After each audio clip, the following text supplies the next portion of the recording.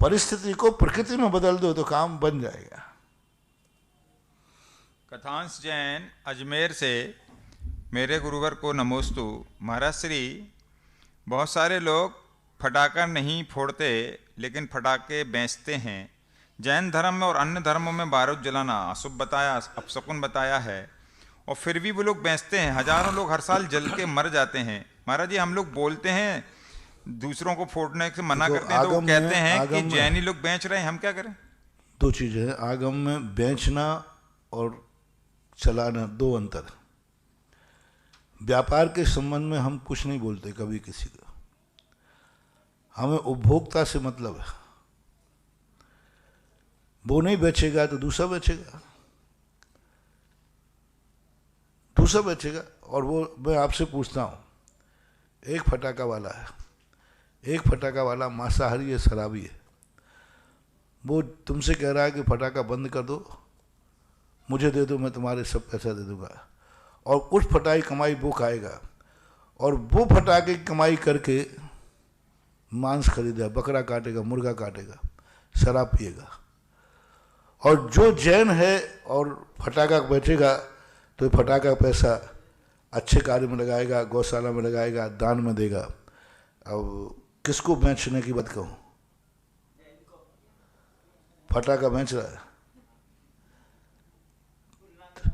तो जैन दर्शन कहता है कि इसको बंद करके वहाँ की बिक्री डबल होगी कि नहीं, तो डबल मांस होगा कि नहीं, डबल शराब होगी कि नहीं।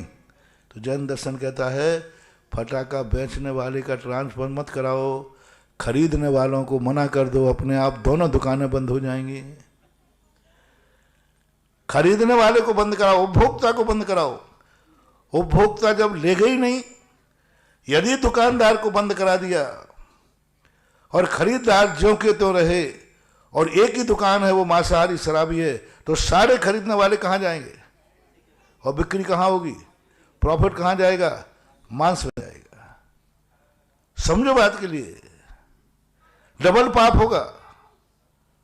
फटाका बेचना पाप है एक, ठीक है, लेकिन वहां तो डबल पाप होगा। इसलिए नीति ये अपनाओ कि फटाका फोड़ने वालों का त्याग कराओ, जिससे दोनों की दुकानें बंद अपने आप हो जाएगी। ट्रांसफर कराना तो बहुत करे, कई चीज़ों में ऐसे धंधे हैं जो बहुत गंदे हैं, वो तो बात अलग है, बहुत गंदे धंधे हैं उनकी तो छोड़ो। लेकिन कुछ धंधे ऐसे हैं, जैसे मान लीजिए कोई व्यक्ति गणंत नहीं खाता है, सब्जी वाला है, लेकिन वो मूली गाजर बेचेगा कि नहीं? खाता नहीं है। जिस दिन किराने की दुकान में नमक का त्याग है उस दिन है, नमक का त्याग है आज, तो वो बोल रहे आज मेरे नमक का त्याग है, आज मैं नमक नहीं भेजूंगा, खाऊंगा, बेचूंगा नहीं। अब नमक का त्याग है, उस दिन नमक बेचेगा। उसका मान लो कोई दिन उपवास है और गल्ले मंडे की दुकान है, तो क्या करेगा? व्यापार अलग चीज होती है। व्यापार किस हद तक बंद कराए जाते हैं उसका भी उपदेश है। जहां स्पष्ट रूप से अनैतिक हो, मांसाहार हो, शराब हो, निकृष्ट कार्य हो, वो बंद कराए जाते हैं।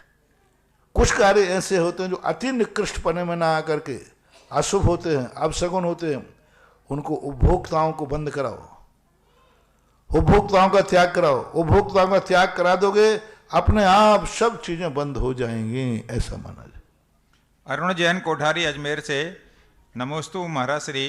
इसका अर्थ मत समझना कि मैंने फटाके बेचने वालों को छूट दे दी। मैंने तो प्रश्न का जो जायज जवाब है वो दिया है।